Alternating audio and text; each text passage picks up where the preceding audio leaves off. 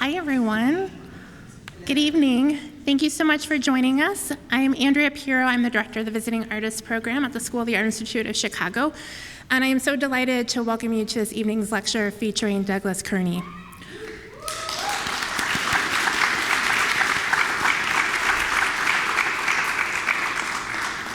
For those of you that might be joining us for the first time, SAIC's Visiting Artists Program hosts a variety of public talks by internationally recognized artists, designers, and scholars each academic year to expand our thinking about contemporary art and culture. In addition to public programs, our guests meet with students through a variety of engagements, and we look forward to having Douglas meet with a group of students tomorrow. It's an honor to have Douglas visit SAIC, and I would like to thank him for taking the time to be here to share his work and expertise with us. Before the program begins, I just have a couple quick notes before we get started. If you could please silence your cell phones and note that video recording of the talk is not permitted. At the end of the presentation, we'll have time to take a few audience questions before the program concludes by 7:30. Please raise your hand if you have a question, and our staff will circulate microphones for your use. We ask that if you are posing a question, if you could please keep it concise so we can get to as many questions as time allows. So thank you again for joining us tonight, and now I'd like to welcome to the podium Zachary Tavlin, adjunct professor in SAIC's Department of Liberal Arts, to introduce Douglas Kearney. Thank you.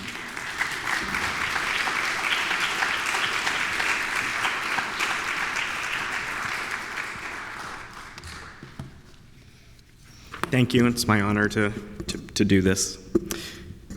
Douglas Kearney is a poet, performer, and librettist, yes.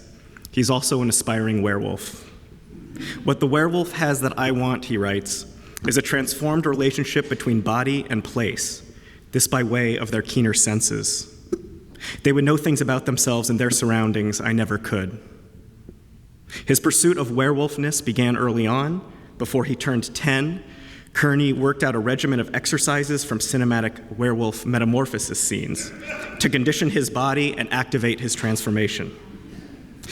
Maybe his poetic selves are real werewolf-like alter egos. Maybe they're still being tested in the lab through formal, prosodic, and intermedial experiments that play out and play back what Kearney calls control and the social toll of losing it. Kearney is the real deal. A brilliant writer with a backpacker's ear for sonic quotes, for musical textures amidst texts, and a visual artist's eye for crafted splay, tracing the messes that have been made of things and from which there are no unmessy escapes. We could call him a throwback to the rhapsodes who sang verse to the lyre or chora, but he bends traditional lyric forms into and astride the grooves etched by other refrains, through other cuts and sounds, to the breaks of a drum machine and a sampler, and the technologies that burrow into the human voice's grains. Kearney's poetry, kinetic and compulsive, spins on tensions between asserted presence and the threat of erasure. Visual form splinters on pages haunted by a long record of absences and hostilities toward acts of black self-assertion. Wordplay records a thought technique, processing and twisting repetitive cultural scripts until they tangle and appear in their contradictory forms. He says, if I have an obsession in my writing, and I have an obsession in my writing, it's to scrutinize human cruelty so that I can learn to be less cruel. If racism requires work, a built machine to maintain the cruel, ridiculous institution of it, processing its byproducts into art is work in the guise of mess. Kearney has done a lot of work. He's written 8 books, and his poetry has been widely anthologized, including in Best American Poetry 2014 and 2015. He is a prolific collaborator with artists and performers in the context of experimental art and theater and the intersecting networks of Black culture writ large. He has staged 4 operas to date, most recently Sweetland. He's released an LP called Fodder, and his books include, and I'll name a handful of them here, Buck Studies, Sho, Optic Subwoof, which has more on werewolves, The Black Automaton, a collection of libretti titled Someone Took They Tongues, and Mess, a collection of writings on poetics and performativity.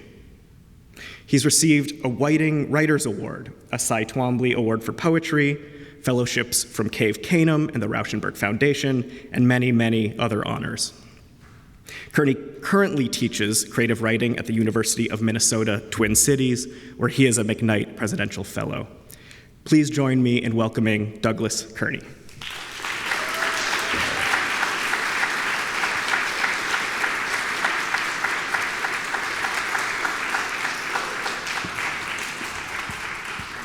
Hey, everybody. Thank you all for being here. I want to thank Andrea. I want to thank Zach. I want to thank Josh. I want to thank Kale.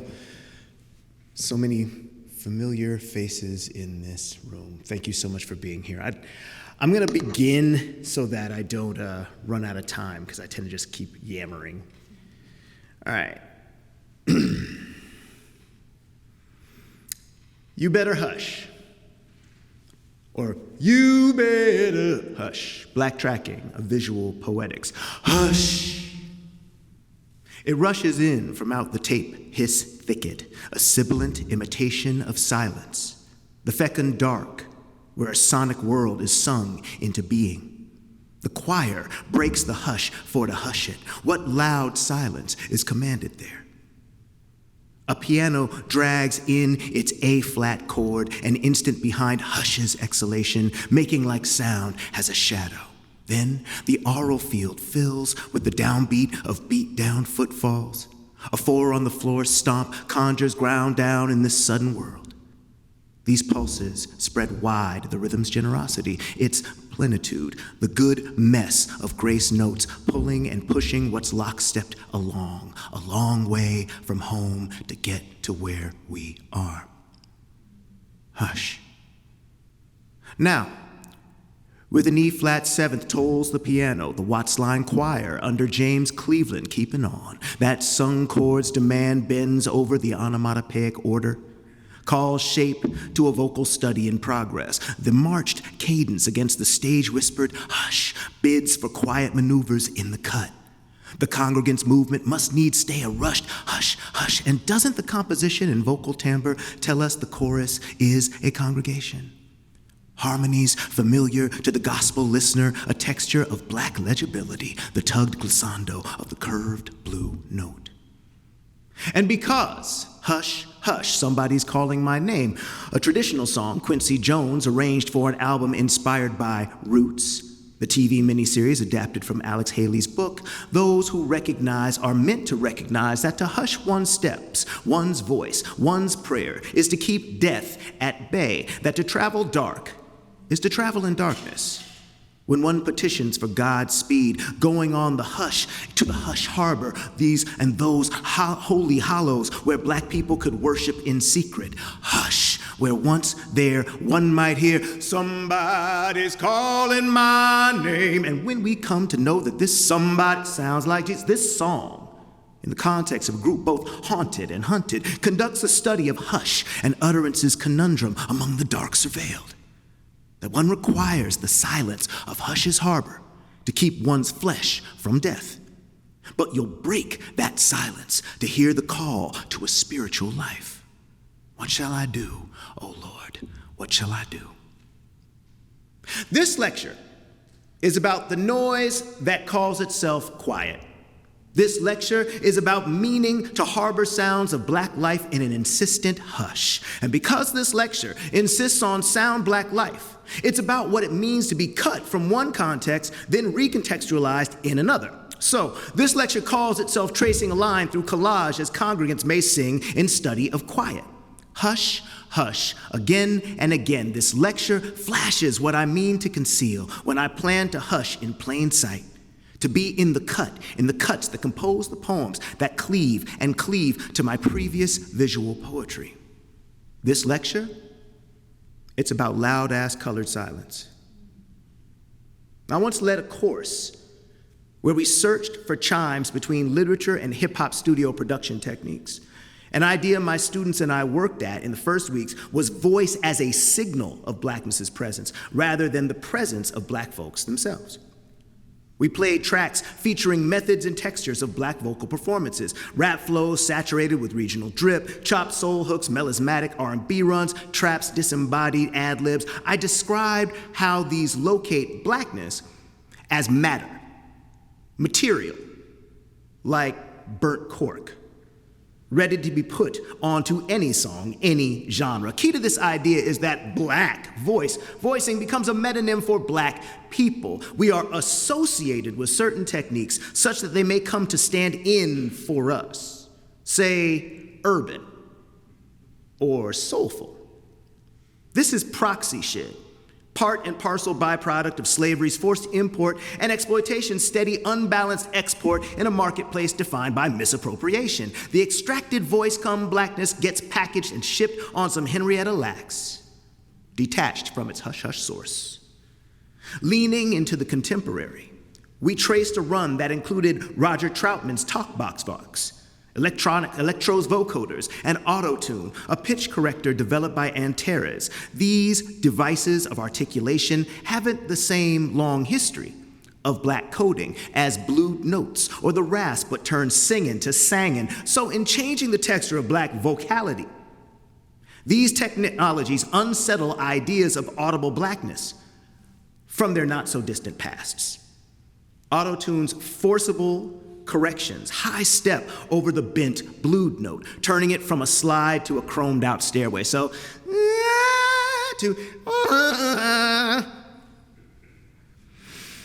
This is a serious sonic break in aesthetics. To parse it, I could adapt writer-theorist Kojo Eshun's suggestion that crate digging, sample coveting, hip-hop beatsmiths aren't necessarily devoted musicologists, but impatient with all that isn't groove. Perhaps the cut notes in an auto-tuned glissando might suggest a means to teleport past a traditionally sliding singing voice and sidling singing voice. From scholar and theorist Alexander Wahalea, I could call it, quote, reconstruction of the black voice in relation to information technologies, end quote. And auto-tune in contemporary black music is Afrofuturist under filmmaker multimedia artist Colleen Smith's rubric. It reckons with technology, reinvention, and motion. The uncanny valley of pitch-corrected vocals associates easily with cybernetics. Post-humanity, a 21st century cyborg, sure, but also black people as automata is a foundational misreading of our activities, a shallow-ass deep fake in which the black singing voice been an emotional prosthesis for whiteness, its performance of sonic plenitude some oral comfort food. A signal of being taken higher, taken there, somewhere transcendent, or below woe into a dry lungs oh hell. In my work, I've meant to mess with this marvel, being a black poet bid to sing, to hush without voicing hush, to forestall a death varietal by way of a silence, which is to say, I've tried to compose poems I cannot read aloud, to re-rig a visual poetics into legit, loud-ass colored silences. What is a loud-ass colored silence? I figure it as a teeming field of language, a radio station that thinks it's a photograph, a collage that wants to be a palimpsest, a pen nib in the eye, poking it or jutting from it. At least that's what the loud-ass colored silences were meant to be. I wrote 7 of them for my collection Buck Studies: Booming System, aka Miranda Rizites, Scat, beat music, human beatbox, modernism, moan, and protest. Here's protest right here. Each, save that loud-ass colored silence, modernism, nods towards a mode of utterance associated with black culture. This is not to say that black culture has no reflection in modernism, only that one might not begin from the grounds that modernism is from jump about sound. Loud-ass colored silence poems work a number of compositional techniques I've been at since I started my performative typography poems. In her essay, Trauma and the Avant-Garde, poet and critic Suyun Juliet Lee describes the series in general and that loud-ass colored silence protest in particular.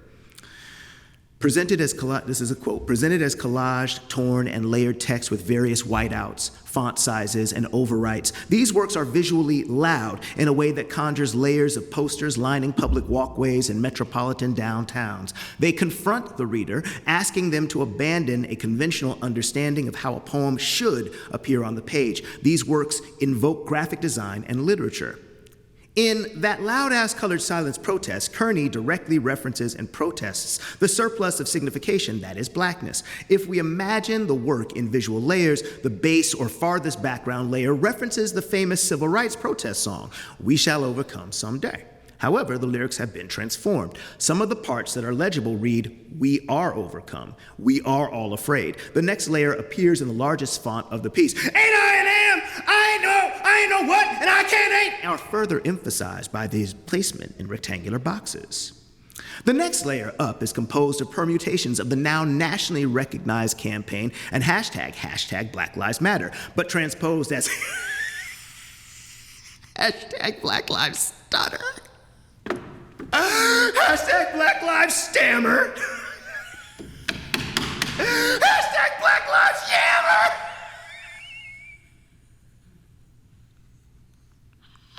And hashtag Black Lives Matter.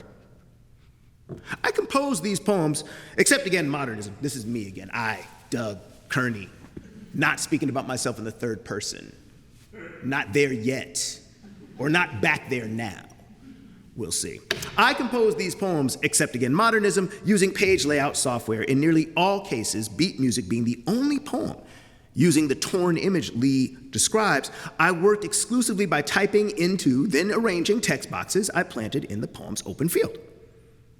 The typeface I selected for the body text of the Loud Ass Colored Silence series was the same as the more conventionally formatted poems in Buck Studies.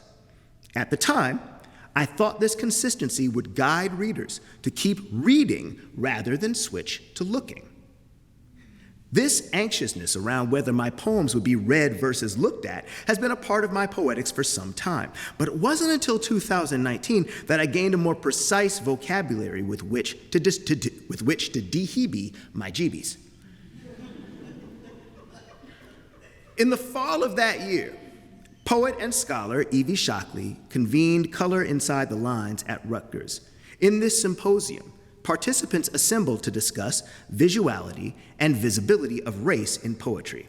As defined by Shockley, visuality is formal aesthetic choices that draw poetry on matters of race and ethnicity into a prioritized relation with visual culture or the visual field. Visibility is cultural legibility and social representation, how race and ethnicity might be discernibly present in the work for actual or potential audiences. Visibility, it seems to me, corresponds to reading. Visuality to looking.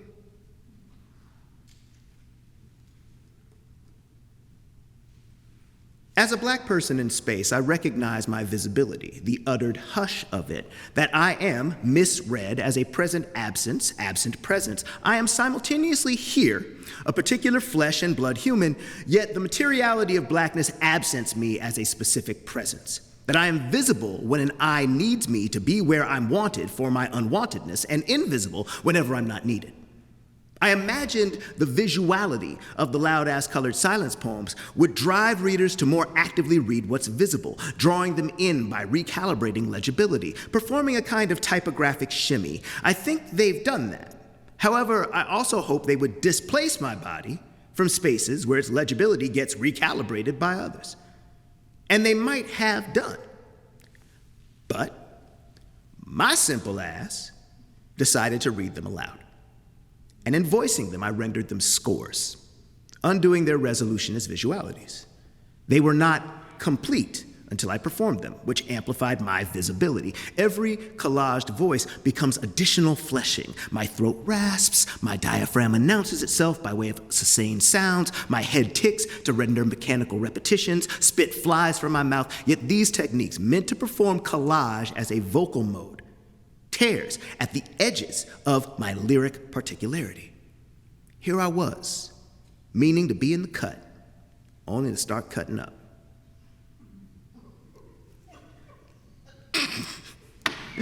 The history of the African diaspora is one in which brutal decontextualization followed by violent recontextualization are the start of our what had happened was. What is it to reckon with what it is to be displaced, then replaced, only ever as out of place unless we've been put in our place? This forced movement is similar to collage. And I have to pause here and say, there's a person in this room right now who is one of the most incredible collage artists, period. Krista Franklin, please.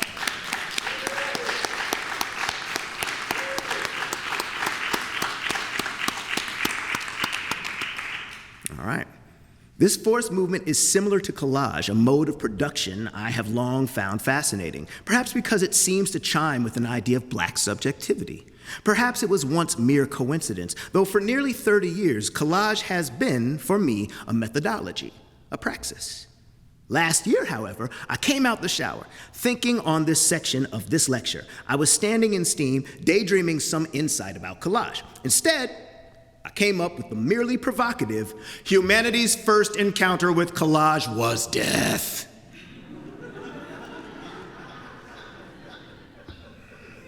And even this was not what I legit thought. Death isn't necessarily worked, since death can happen without a consciousness arranging it, a presence that seemed a requirement of art, which was where I was housing collage. Thus, humanity's first encounter with collage was a murder scene.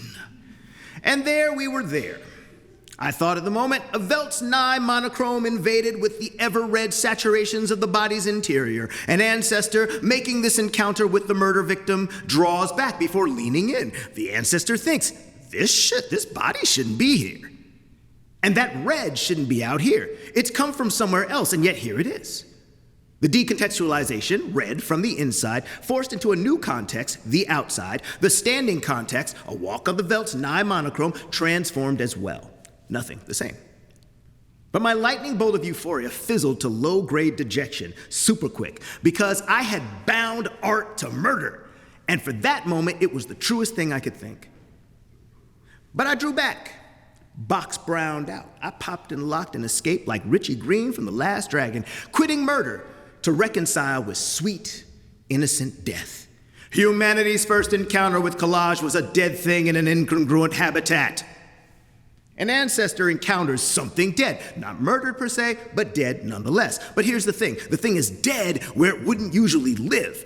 Hectares and hectares of the Velt's Nye monochrome, and a stiff catfish or unfurled songbird. The ancestor, perhaps not drawing back at all, leans in thinking, this shouldn't be here, and yet here it is, gone from there, i.e. water or sky. Humanity's first encounter with collage was a dead bird on the ground. Again, not murdered per se, though I've murdered it, plucked it from the sky, and set it down on the ground. In my head, it is not bloody, but it is red as a cardinal. But it isn't a cardinal, it is a red-ass bird from some African place. A black-headed gonolek, a firefinch, a red bishop. Sure, fine, okay, but it's dead. I won't say hunted, I didn't find it, but made it dead here for this, an illustration. And why not the fish? Which is to say, humanity's first encounter with collage was a dead fish on the ground. Well, how does the fish get all the way here in the Velt's Nye monochrome? That is narrative, not collage.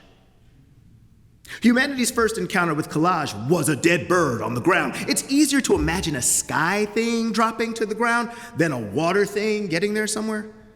I brushed my teeth thinking about the difference between a murder scene and a place where death is what had happened was. Whether decontextualization to recontextualization in a context required a hand to do the cutting, to make mobile the cut bird, the bird cut, wings flared from the sky to their splayed tragedy on the Nye monochrome of the Velt floor. This was some business, and would be about when my anthropocentric chauvinism was set to flower in full. The bird plucking being mere lubrication for the privileging of art and will, in cahoots with the necropolitical power to kill. And top that off with a pearly jam of what I figure is masculinist toxin, that art comes when someone else is made to bleed for it, yeah. Murder traded to a bird falling because birds die sometimes, not by stones, but there was death, calling, wearing maybe an ecru skull, not an off-white one. What shall I do? Humanity's first encounter with collage was a flower blooming where none had before.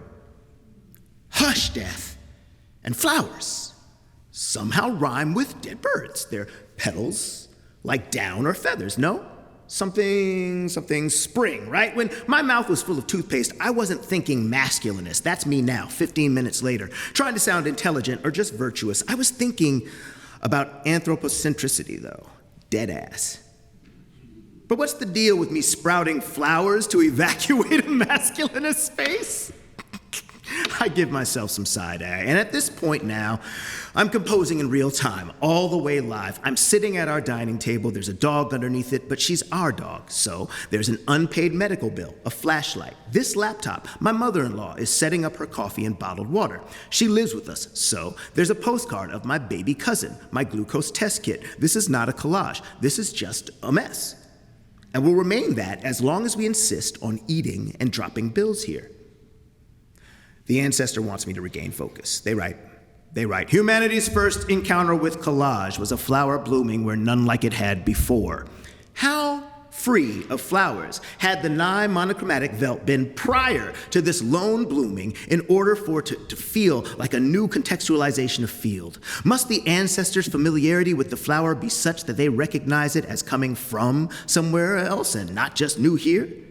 That collage could occur without human intervention. Let's pick that red bird back up off the nigh monochromatic veldt floor.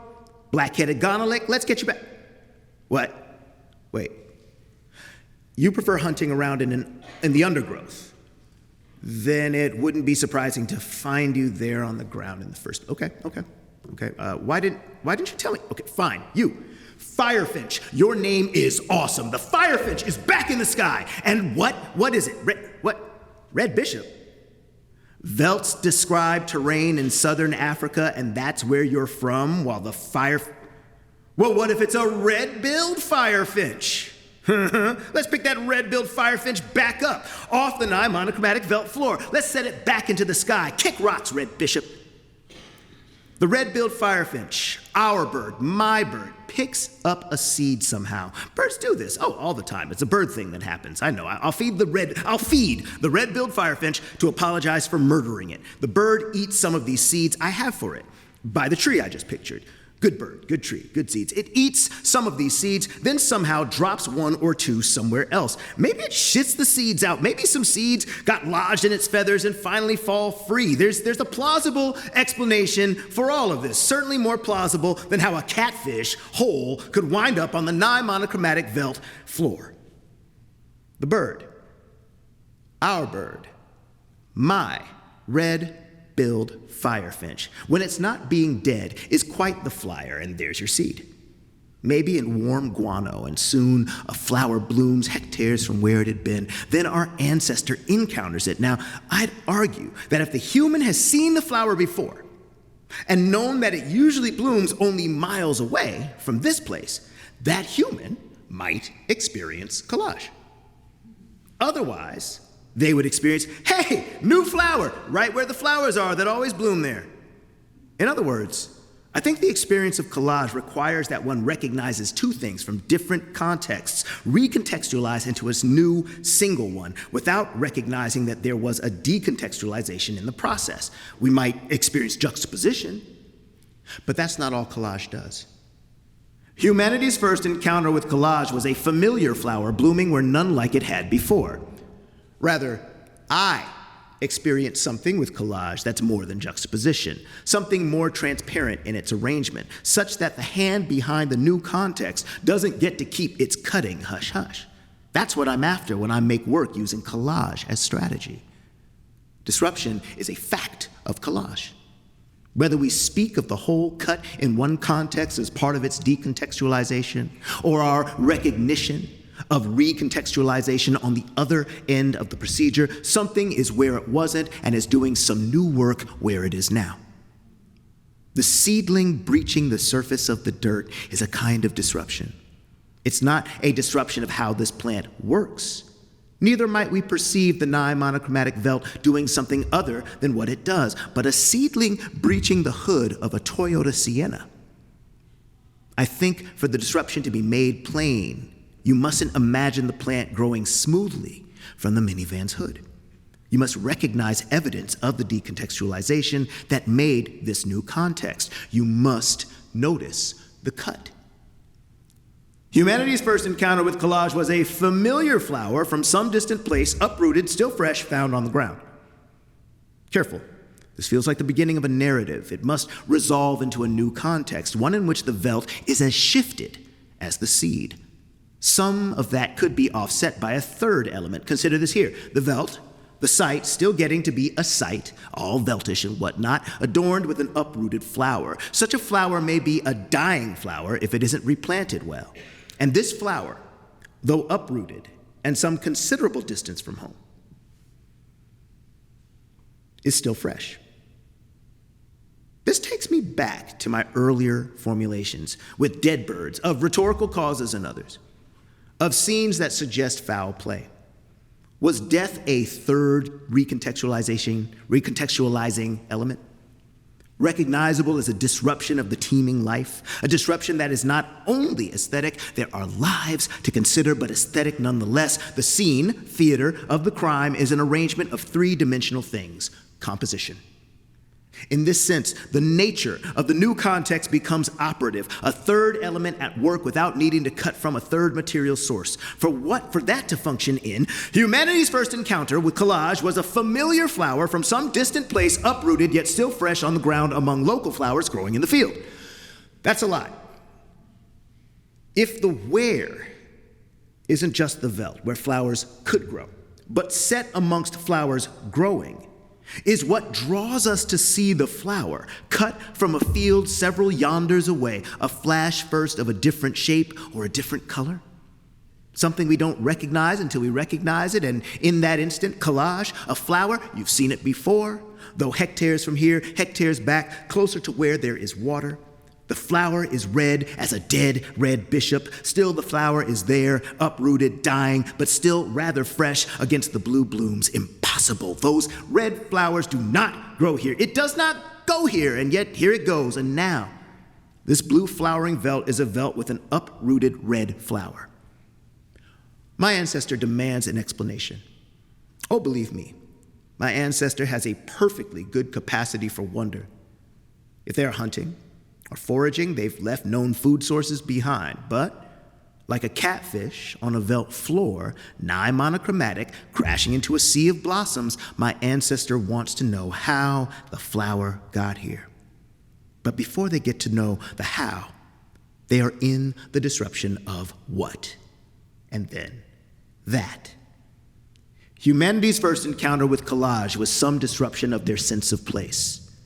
Humanity cut its first encounter with collage when it didn't recognize how the disruption occurred. This uprooted bloom, a long way from home, almost gone. I am fascinated by the compressed drama of Somebody's Calling My Name. And here I mean the song as a whole, though there are as many recorded variations as a tradition of repetition and revision is bound to produce. The consistent declaration, "Somebody's calling my name," is a marvel. Yeah, keep that going. It links the realm of the physical and spiritual. The speaker needs someone in the physical world to hush so that they might better hear the call, simultaneously issuing forth from the supernatural. The speaker straddles life and death, and with the repeated, "What shall I do?" seems in a position to make a decision about a physical life that, in a refusal of eternal life, is a kind of death, or to choose physical death for eternal life. Proximity to death, that is to be almost gone, haunts "Sometimes I feel like a motherless child," a spiritual dating all the way back to the days Roots chronicled. Sometimes I feel like I'm almost gone, a long way from home. Death is close. The absence of references to God in the lyrics of "Sometimes I Feel Like a Motherless Child" suggests that home might not be a heavenly one. To die a long way from home is to die alone among those who may not care for or about your death. If God is in the picture, there is no room for the hopeless sinner who winds up all the way gone, a long way from the presence of the Lord. This seems to be the epistemology of most versions of "Somebody's Calling My Name." Many variations include the line, "Soon one morning, death come creeping in my room."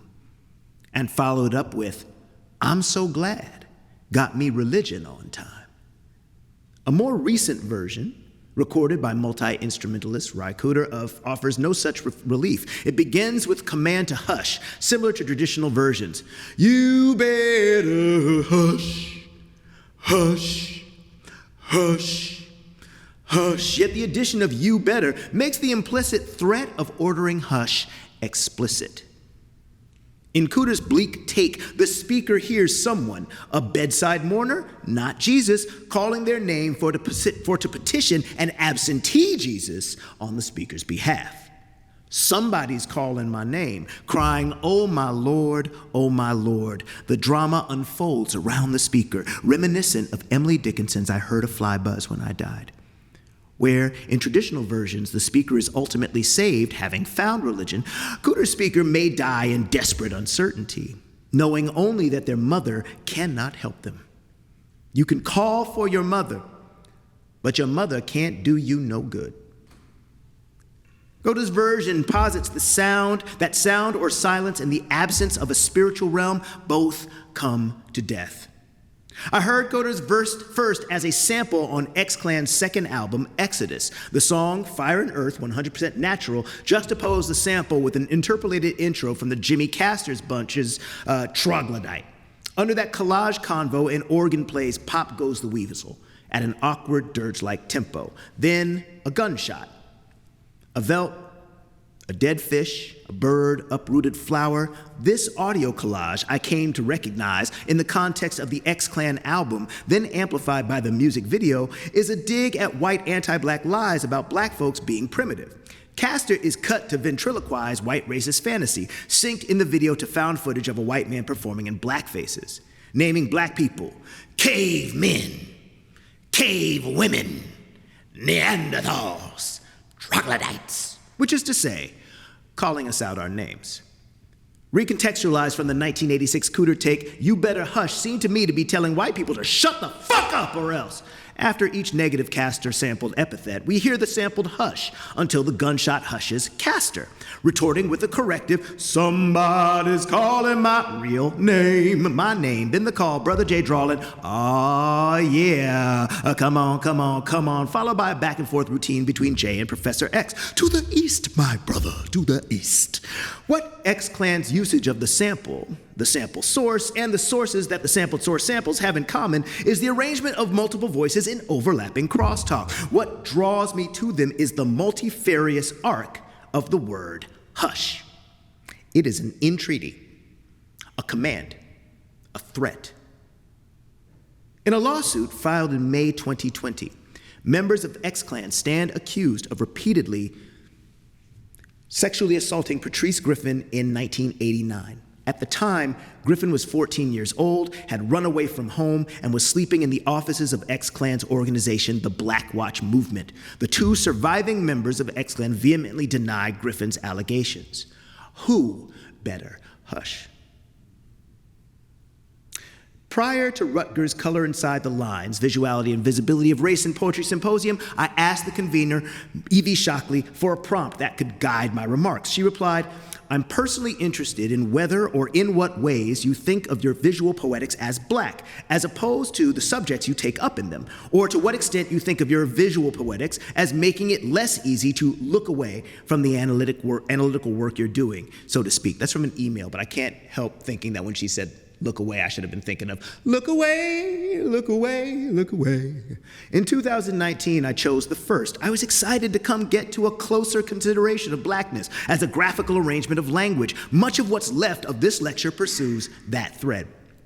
Yet I think now of the second option, how my visual poetics might make it easy to look away, less easy to look away from the analytical work my poems do. Shockley, signifying on the lyric from Dixie, is suggesting more than a reader looking away from a critical analysis out of disinterest. Dixie, a minstrel song that boomed in popularity during the Civil War as an anthem for homesick Confederate soldiers and the nostalgic folk back home, offers a mode of looking away that abets black subjugation.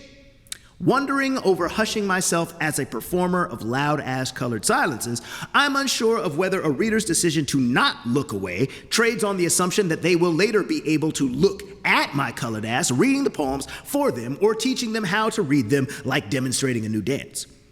Shockley's prompts were not mutually exclusive, and I hope I haven't cast them as such. I could, for example, argue that the possibility of surveillable blackness, option 1, might be what draws the eyes, option 2.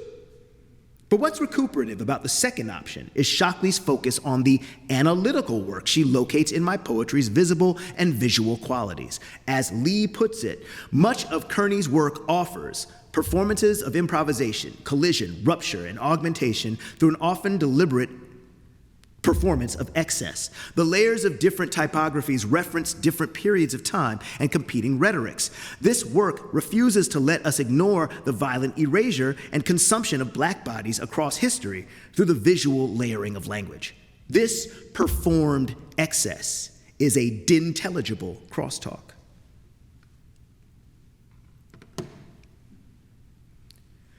Dintelligibility is a concept I describe thusly: a phenomenon where what appears as noise in noise to some, thus insensible but perhaps sensual, is in fact complex contrapuntal signals resulting in a legible noise, sensible, sensual, and sensible through the sensual and vice versa, sensual or sensualable or sensibilual.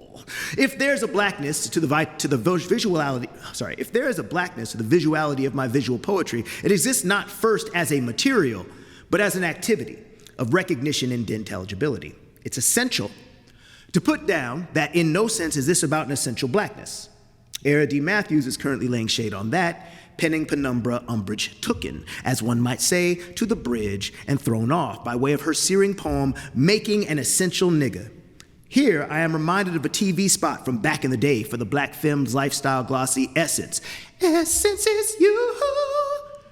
This jingle ran round about the same time as the Hoodtastic Hey Love Slow Jam compilation was in mail order readiness. No, my brother, you've got to buy your own. Cooed the knockoff Billy D. These two ads duetted to death on bet between clips on Video Soul and Video Vibrations. These ads, like Jerry and Aretha's McDLT adverts, some like it hot, some like it cooler, duet is so much better.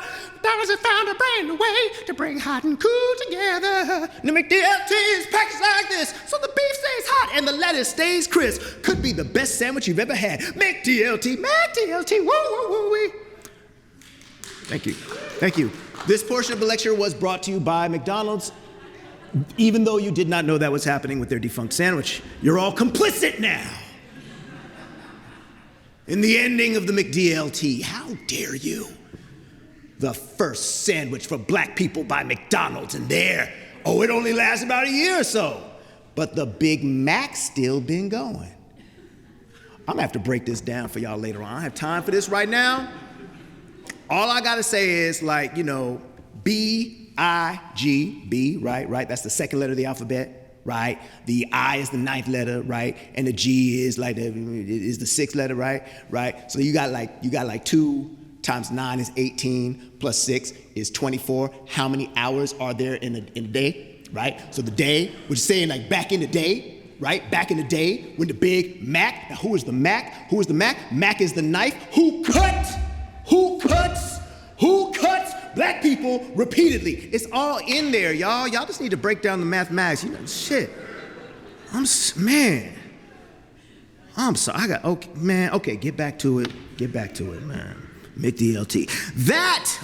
McDLT advert for us to buy. That is to buy our own. That essence, lowercase, is us in so much as any mask on is simultaneously a mask on and a mask off, which is to say mask on, or cultural mass concentration, thanks Stephen Henderson, what we say we recognize when we say we are seeing ourselves, aka the nod, the that's the jam, the nami.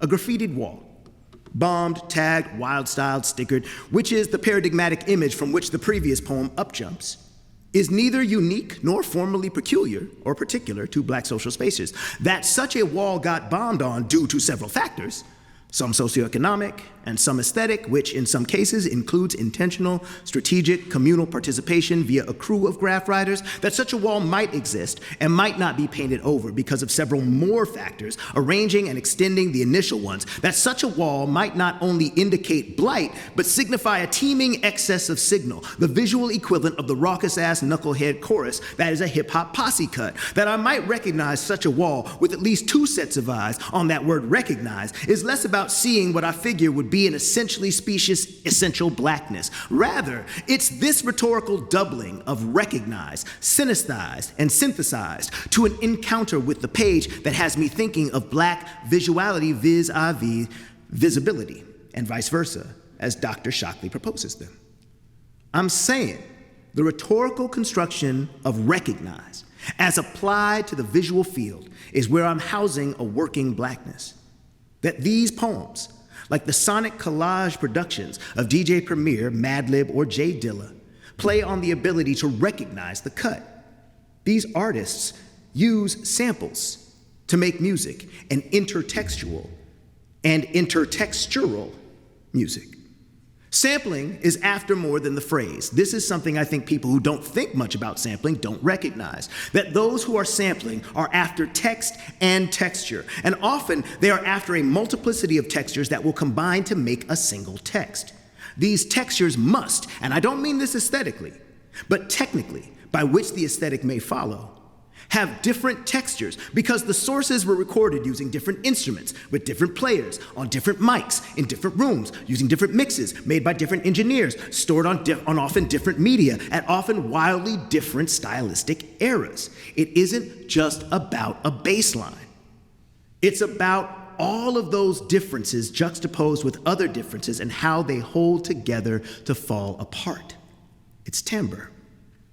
And in that relation of recontextualization, the disruption of the chopped breaks in a composition whose anomalous textures form a new one, we recognize what's happening and nod our heads to the fact that despite all the cuts, it has a pulse. I want to compose poems that play on the ability to recognize that cut. But how? Via texture. The loud-ass colored silence poems with their smooth typefaces might only signal collage through quotation marks or multiplicity of typefaces. Yet in the act of retyping the text I mean to collage, I was not cutting, but quoting. That is, it was not clear that the blooms were removed from other fields. These poems, composed with photo editing software, what you're watching now, preserve the textures of the source's letter forms. Each poem collaged from dozens of different sources across centuries of printing and scans of wide-ranging resolutions. Then there's the texture of the cutting itself. Ascenders and descenders clipped, diagonal shearings that can't, the typographic baseline, cleavings beneath the X heights. All of this a la poet Susan Howe's remarkable Tom Tit Tot poems from depths. These techniques presence the cut and the act of cutting, meaning my hand's act of cutting isn't in the cut. Thus, these poems, like the sample-based composition, working on it from Jay Dilla's Donuts, are textual and textural composites, pieces that decenter a fleshy lyric voice, but distribute my voice through the constellated layers and interruptions, proximities, and nubbings, the intelligible frequencies of optical utterance the reader is called to recognize. Recognize, as in know again, and as in acknowledge. And here I want to resist a primary and secondary ordinance as sequenced in the dictionary, that a one and a two. Rather, I am thinking of a simultaneity similar to what I think gets activated in South Central LA vernacular. You better recognize, which stages recognition as acknowledging what you already know again, lest it teach you what you should know you know. In this way, it favors the older hush hush by way of you better hush, an admonishment for silence to allow for recognition of what's known. The song's speaker commands, hush, hush, somebody's calling my name. In that song, there is death in what may or may not be recognized. But the act of attending is what we attend to in the lyrics opening. You better hush. That command lies in the cut of you better recognize. For the you better and the insistent hush is in its structure a sideways threat, even when uttered in play. Recognizing in its activity is a reading of context and an understanding of the conditions that compose it, lest shit go sideways. This relates to mess which I've written about before as a liminal space, the passage between order and garbage. That sign in signify, that is semiotic, but also conjures semioto, like a tag is a gang sign on a street sign that tells you whose streets these aren't, even as they put their names all up in the street. You better recognize. When I see it, that in essence, I recognize I am there and not there. It isn't me, isn't my own, but it is temporary, transitional. A graffitied wall, a mess. Thus it isn't, in essence, blackness. But black folks, the shit at recognizing the message in that shit, the signal in that noise.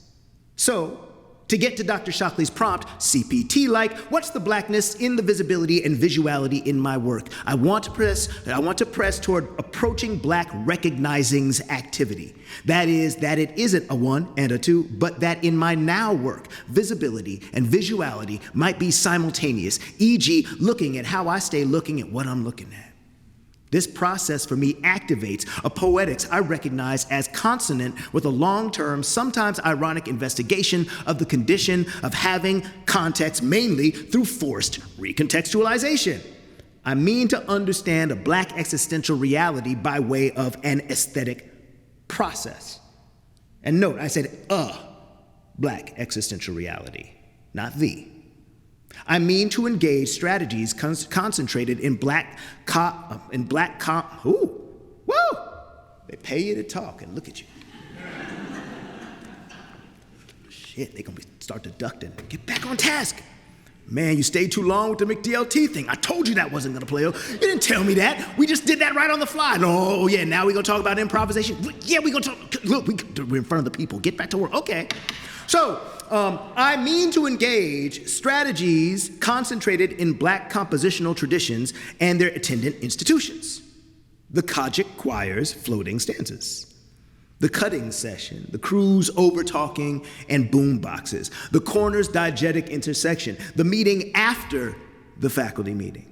The war council playing a voicemail on speakerphone. The salon, by which I mean hair.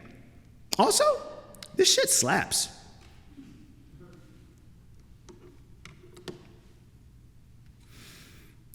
But Black It Can't is the first of a series of speculative fiction poems. The project's framework, each would be a piece of rhetorical sonic armor drawn from a genre of Afro-diasporic music. But Black It Can't, like similar collage poems, developed as a series of relational activities and recognitions. The seed of the poem is a quote from an interview of the hip-hop producer Ninth Wonder, published in the now-defunct magazine Scratch back in 2005. Ninth had a rep as a throwback style producer, hearkening to boom bap associated with folk who might consider themselves true school hip-hop heads, but would be called backpackers derisively for their association with geeky college fan bases and their requisite jansports. Ninth famously used a software platform called Fruity Loops for his beat making, the loop being the basic form of sample-based, so-called real hip-hop. In the interview, Ninth stated, "Every producer should flip Nautilus by Bob James. It's a rite of passage." I've freighted this quote in my mental crate for a hot minute, usually using it as a route by which to track the roots of the distinction between loop-based and chop-based hip-hop production. Listen to the first minute or so of the original. We're not gonna do that now. Then consider the RZA, the abbot of the Wu-Tang Clan, who looped a sample of Nautilus for Ghostface Killah's Daytona 500 from his album Iron Man. And finally, check out Ninth Wonder himself, who chopped up Nautilus for the title track for his second collabo with LA MC Merce, Murray's Revenge. Now, Nautilus is a mellow-ass fusion instrumental. A Nautilus is a mollusk. Its shell is on its back, protecting its softer innards, armor mounted like a backpack. In investigating the anatomy of nautiluses, I found that their intestines are sometimes described as loops. I looked up Nautilus, anatomy, and loop, and found a 19th century text I proceeded to chop and collage. The poem was shifting, in part because I was changing my mind about how I was going to do what I was going to do, but also because the resources I found, even the ones I decided not to use, were reshaping my sense of what the poem could say. Specifically, I was back and forth with myself about how many pictures of objects versus pictures of words would be up in this piece.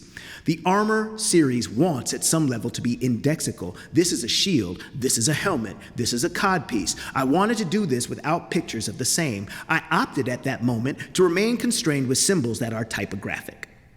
The bass clef rhymes with the shell of a nautilus. Its curve and synecdochic spiral began the eye's trip while still reading as a symbol meaning here, bass, a significant component of hip-hop music.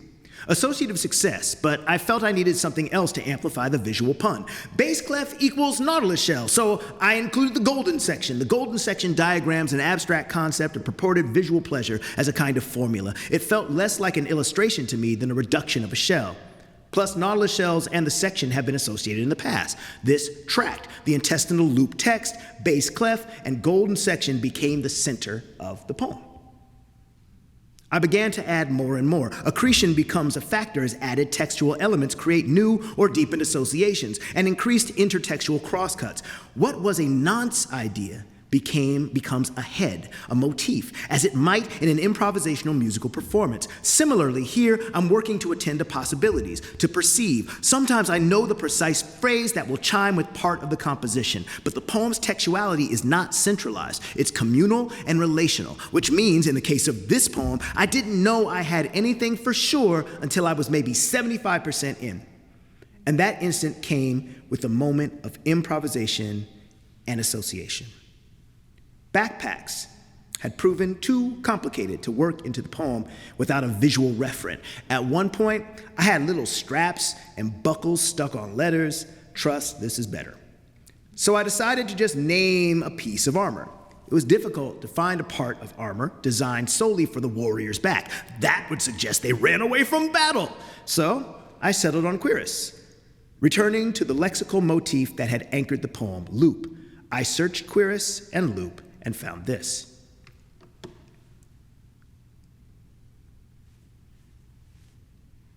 Okay, y'all don't seem excited. This is what makes the poem work. Cuirass loop number 36 is from a book of military history, more specifically about the Roman invasion of Britain. Cuirass loop number 36, uprooted from that book, floating without context, does little, but recontextualized into the veldt of this poem, 36 alludes to the Wu-Tang Clan's first album, Enter the 36 Chambers. That album is part of a narrative framing an East Coast hardcore corrective to G-Funk's early 90s dominance. Thus, Enter the 36 Chambers is a totem of so-called true school hip-hop. It's a backpacker's grail. And it's big, raucous posse cut. Protect your neck! A call for armor you better recognize. Yet, how does this tie to silence? If I don't hush and instead fix to voice these poems with my flesh, my throat's small lexicon of timbres, my diaphragm's limited air, my head's slow calibrations, the spit that sputters pronunciation, all these would natter and chatter, taking over the poem's call. Hush. My body would make the poem unrecognizable. I would become something to look at as a means of looking away from what the poem is there to show you. And in all that loud-ass business, I too would be unable to hear the call, so afraid of physical silence that may actually stave off a kind of death. Hush, I am sick of being a specious prosthetic mouth, a grotesque one with impossibly swollen lips, swollen as if struck, a drawn to look struck with what? A fist, a greased pencil, a peculiar idea that I am a caveman with no language? I might just be a pair of lips on a pair of legs, legs that know the latest dances, legs with feet that don't fail, strong legs for to support the tooting and toting of bales. Hush! I get tired sometimes of speaking. I open my mouth, the words skitter out in zippy preposteriorities, eloquentescences, electrocutions, words so big they gape my massive shit-talking mouth, emerging slick with my spit, the ancient elixir, articulation sweat, my puckers all tuckered and wearied. I turn to moan some, but with the thick ribbons, what's my lips? It sounds like someone's Christmas. What shall I do? What shall I do? You better hush. Thank you.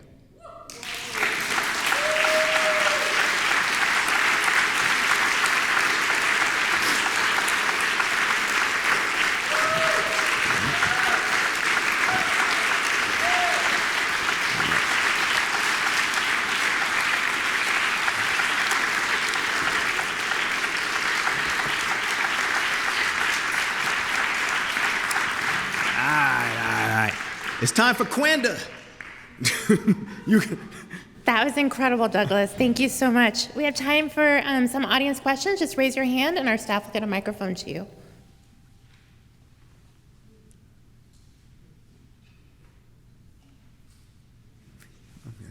Yep. Danny? This isn't a question. Cool. First of all, mad props. And I'm starting to now, after hearing you perform, I'm starting to think about diasporas as a form of collage, or diaspora making as collaging. Though agency comes into question, and yes. Yeah. Yeah. Like we have a way of, there is a rhetoric around the idea that there was, there are two versions of diaspora. One that's the involuntary version because of the mid-Atlantic, the transatlantic slave trade, aka the Middle Passage, aka the longest running work study program in the history of the United States. Right? And then there's the kind of voluntary, immigration, right? And of course, it's more nuanced and complex than that. I mean, one of the things that I'm thinking about a lot, when I finished the series of poems about the armor systems, it was very easy to start off and just kind of be like, just thinking of U.S. American Black musical traditions, right? But beyond the kind of sense of the ease with which I could reach and out and touch those things, there was also this other sense about how much more, of course, musical rhetorical systems exist, period, and how many of them are actually interchanged and interlocked historically, right? And so on the one hand, there is the desire to be to really think about diaspora in that way, and then to in that moment, to not make the American part of African American the loudest part, which is then sort of hey, I can use that. I can use this. I don't have much cultural connection to it, but it look real fly in this book. And so that's something that I'm always kind of trying to grapple with. There's an essay by Coco Fusco called Who's Doing the Twist? And in it, and for those of y'all who are throwback, multicultural theory heads, right? She uses the word subaltern a lot, so that's a 90s cut, right? Oh. Right? So subaltern. But what she's talking about in this essay is, how do we use the term appropriation when it is people who are not taking from a position of power? When it is a person who cannot determine whether or not this thing they like sees the light of day. What is the relationship between appropriation and inculturation or assimilation? And so it's something really interesting to think about that I'm not going to do kind of a knee-jerk sort of well, I cannot appropriate. But the question does require a real, a real investigation. I mean, the history of hip-hop is deeply influenced by Jamaican music and Jamaican culture around sound, not even just the music itself, but the culture around sound as a site and a space of happening in which the person who is making the sound, even if they're not the person musically making the sound, but they're the person amplifying the sound, gains props for that. So in this way, when we're thinking about diaspora, and we're thinking about appropriation, and we're thinking about really looking more widely and trying to understand things about myself and about the way I see the world, I can't listen to trap without thinking of dub because of the nature, right, of the reverb, right? So does that mean that trap artists were sitting there listening to Lee Scratch Perry? I don't know. I haven't read that article, but there is something important to the idea of creating a feeling of architecture and geography through sound, right? Space, right? And it's not space that's meant to imitate an authentic space. It's a space meant to imitate the kind of boundlessness of the architectural imagination of a diasporic figure. I like that comment, thank you.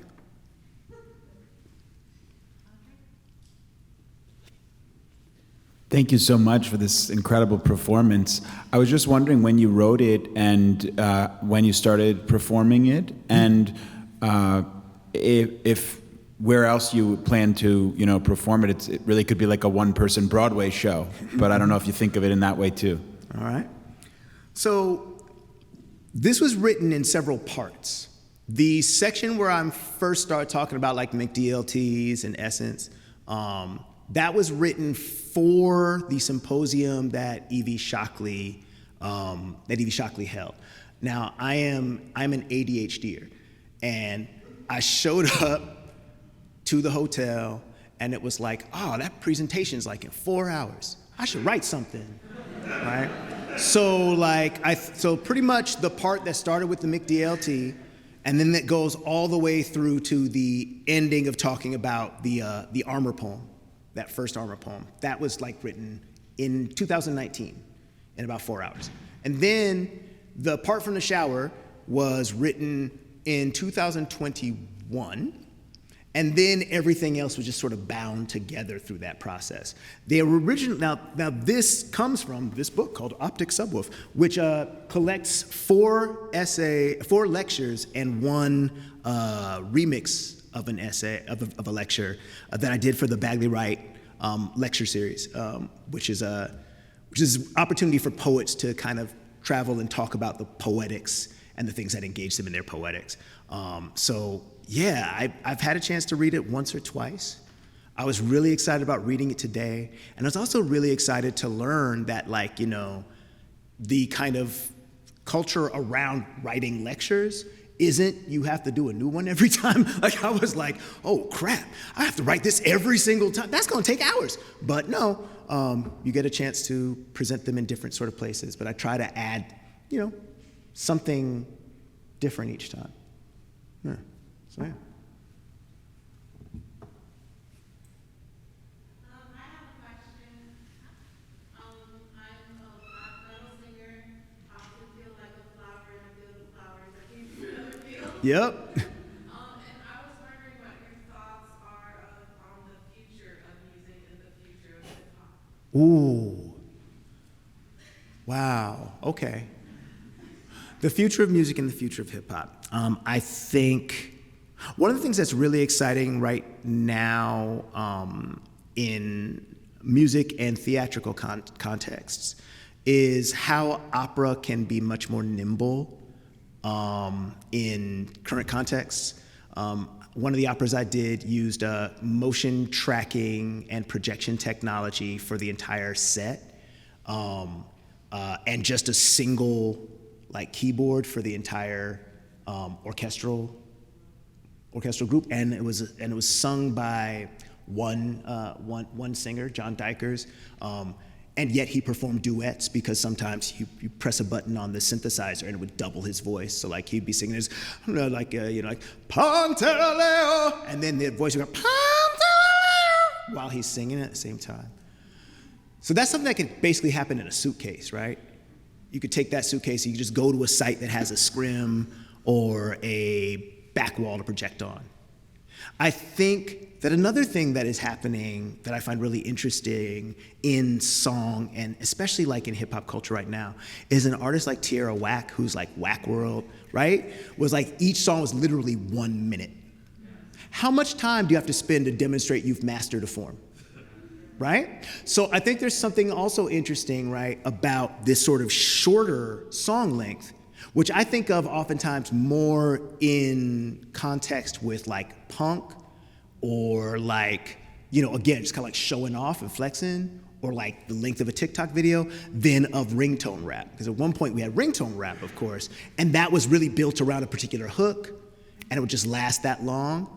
But I think there's something about the acceleration and velocity that doesn't mean you're singing fast, but to demonstrate all of these layers of virtuosity that then point at depths beyond that in 1 minute, and then to have somebody who is freaking bossing the visual world like Tierra Whack, whose videos are remarkable. That to me, that kind of marriage, the marriage of song and multiple senses, but also brevity, right? This kind of quickness, this demonstration, kind of a thickness.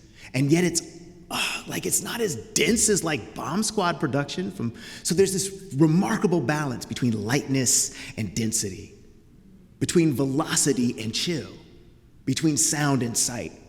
And I think we'll see more and more of that kind of thing because it's how so many people are consuming, music and things like that anyway, like TikTok dance videos. Like I remember watching music videos and rewinding it, trying to learn if it isn't love, right? But now you have multiple takes of somebody doing the same thing to a same track oftentimes, and that's just the way that people are consuming music. And so I think that's one of the futures. Concentration, brevity, while still being a highly vertical experience, layers, but also a kind of a completeness. I think that that's something that's really exciting about music today and might continue more and more and more. Yeah?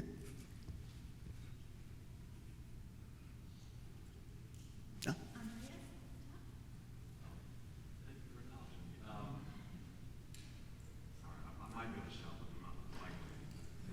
Now don't blast your voice out. Sorry about that.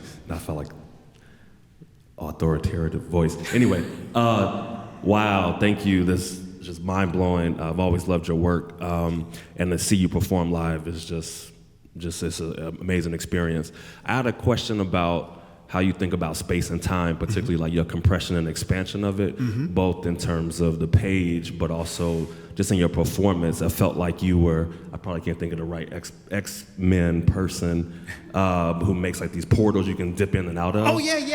This is not Kitty Gateway? Pryde, that's whoever it is, yeah. But now I'm curious, like how I've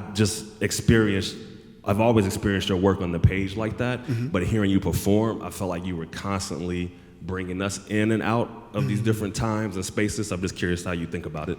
Oh man, that's a great question. So one of the things that I think about a lot is why do people come to poetry readings? Like as a genuine question, right? Like most people who come to a poetry reading ostensibly could read the poem themselves, right? So they come to this space, so there's something else that needs to happen. And for years, I felt like, my job, right? My job was like, to give good reading. I give good reading, I just gotta give good reading, right? And then,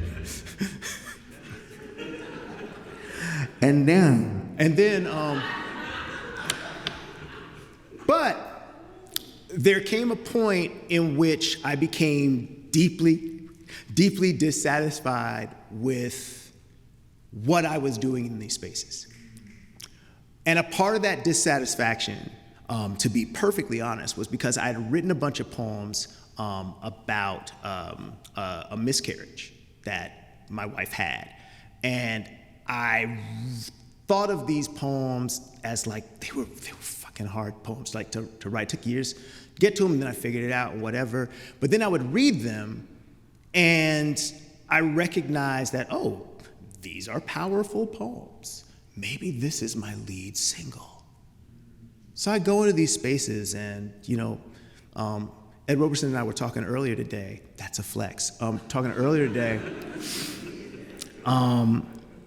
about something that Nate Mackey said, which is like you write the poem from a particular space, but you don't read it from the same space.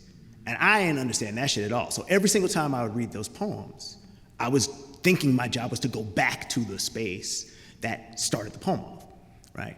And so doing that created this very adversarial relationship between me and the audience. Now, y'all weren't sitting there going like, do the miscarriage poems. Like, nobody was doing that. So this is like a self-inflicted wound, which did not make it easier for me. I was like, nah. So I began thinking, how can I be in a space and remind us that we're doing a particular kind of transaction? And then point to the elements of that transaction so that you realize, wait, we're not doing the thing that we're supposed to be doing. And the best example I can give of that is one of the earliest examples I can give of it was I was doing a reading in Alabama, and they gave me water, thank you, gave water, and it fell off of the stand in the middle of my reading. So I will act this out for you so you understand what I'm saying. So this is right, and I'm like in the middle of talking about another poem, and I go, I'm just now listening. Excuse me. What are you doing embarrassing me in front of all these people? You're gonna fall and bang. Oh, what? What? Really? Oh, really? What? Oh, what? Oh,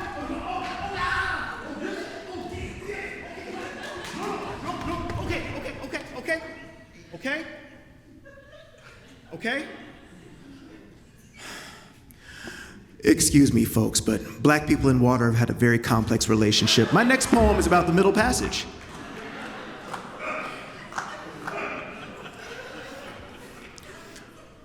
So I try to rupture the space of the poetry reading and sometimes rupture the time of it. I did a reading once where it's always a bottle. Bottles interrupt they're the nemesis of my poetry. Somebody was drinking some Arizona iced tea. It dropped in the middle of my reading, hit the ground. I was on a stage that was a thrust stage. In the back of the auditorium was a trash can on wheels. I hear the bottle drop. I stop my reading. I pick up the bottle.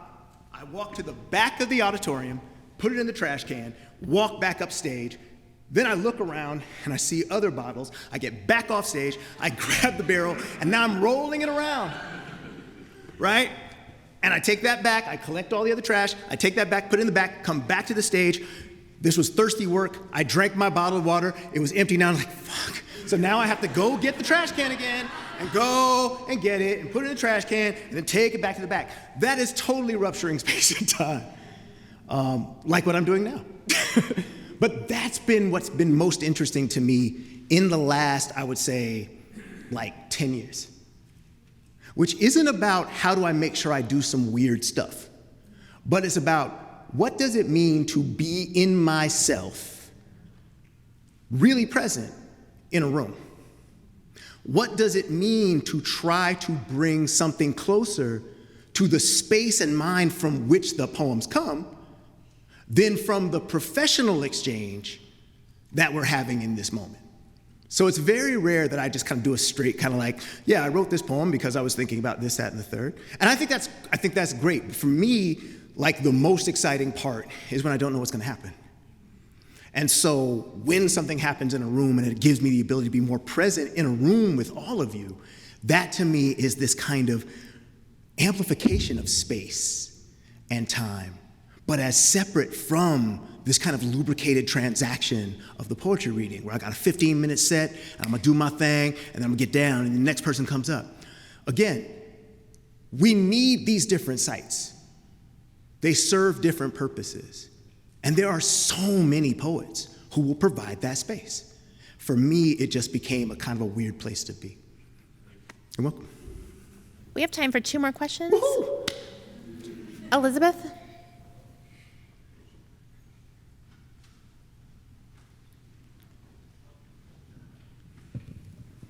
Hello. Hello. Wow. I usually never ask questions, but I love your work so much, so I feel like I have to say something. Appreciate it. I also, as a poet and someone who really loves music, I've been thinking a lot about, I read an interview with a poet who is also a singer and songwriter, and she talked about the difference between, poets often, you send your poem to your friends and you're like, what do you think about this? Can you let me know? Versus inherently in music business, right? The capitalism side, it's you have to credit all your songwriters and people who help you write and stuff. And I guess this is a practical / maybe it's the business of all our genres in art making. How do you navigate interpolation in all the different modes of art that you make? So visual, right? I saw you're citing whoever's making this typography and all these different comics versus when you write music and your poems, how do you navigate? It seems like it's different, or it looks like it's different ways of navigating, quite literally being in conversation with other work. So how do you work through that? That's such a great question. I mean, for me, oftentimes, so a lot of the text that you see in this image that isn't the comic book text, right? A lot of it is taken from Google Books. And oftentimes I try to find 19th century text, for copyright lapse, but also because it has really great texture when you scan those old print jobs.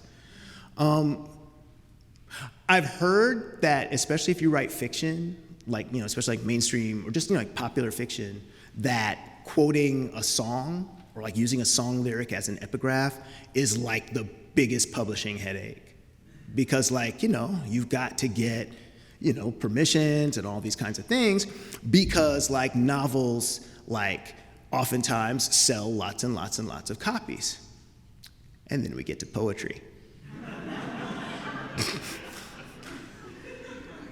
Like, you want 10% of that $1,500? You're gonna get your lawyer, who's charging you a third of that probably an hour, to possibly get $150.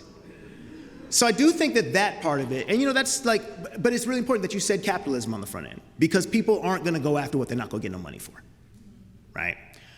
Generally speaking, who knows, right?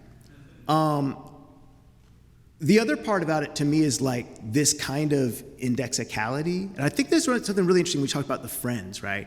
So one thing that I was going to do for the newest book, but I couldn't get it together in time, so I might try it again, was I was gonna do visual text, like what you're looking at now, remixes of like 10 of my friends, my favorite poems from these friends. And it was gonna be called Acrobatic Wreckwork Ultra. And I was just gonna like make these remixes. And so of course I was gonna talk to each one and ask them their permission and all that kind of stuff. But the other thing that you're talking about is the kind of conversation between poets when you're sort of sharing, right? And like, you do end up with poets who like straight jack somebody else's stuff, and it usually breaks up like their little crew, and people, talk shit about each other. And that's messed up. Like when people don't attribute their things to the person when it's the living person that's with them.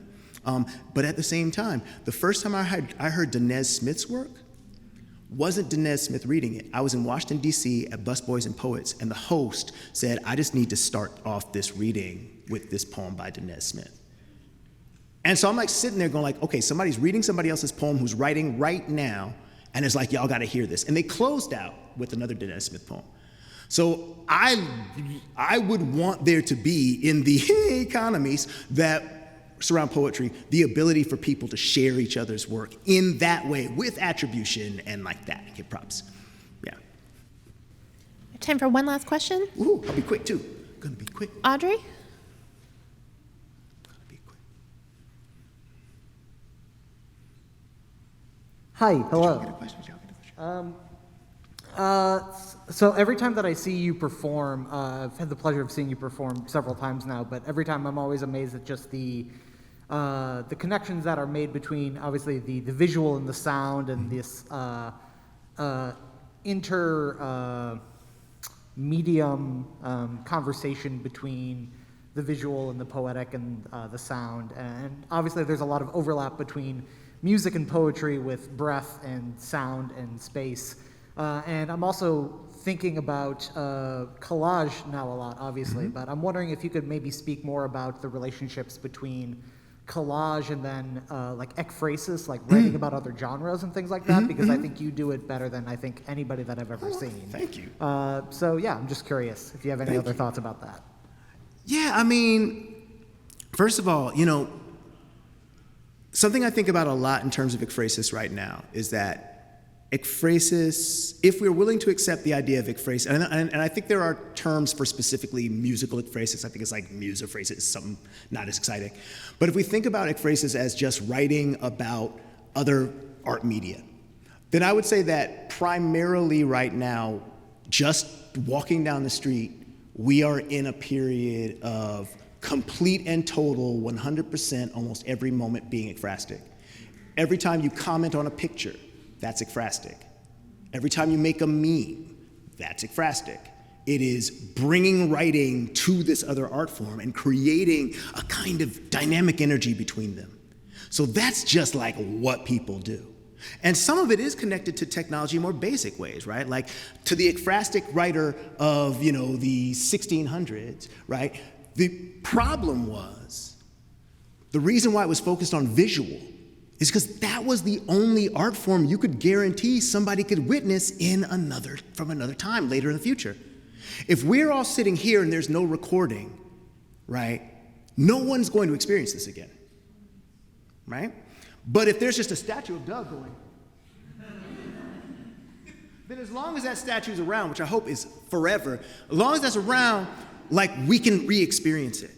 So I think that there's also this kind of space between, right, that presence of constant engagement with media, constant actual deliberate, like not just, oh, there's a piece, but like looking at it and saying something about it. And for me with collage and ekphrasis, so much of what I'm thinking about when I'm doing my work, when I'm performing, is like, what are the different vocal textures that people will recognize? Like, what's the difference if I start doing like a radio announcer voice, or I start doing like a Saturday, monster truck dive, you know, that kind of thing. Like, so those become parts of the colors and textures of the reading and performance, as they're pointing to indexically things that maybe many people in a room will recognize. And so at that level, I'm also still kind of pulling this sort of relationship, because by pointing out monster truck announcer in a context that doesn't seem monster truck announcery, I'm saying something about what happens when those two things collide. And so that becomes a kind of a collaging, but it's also sort of ekphrastic. I think that's not good. Cool. We're out of time. Thank you so much, Douglas. Thank you, everyone.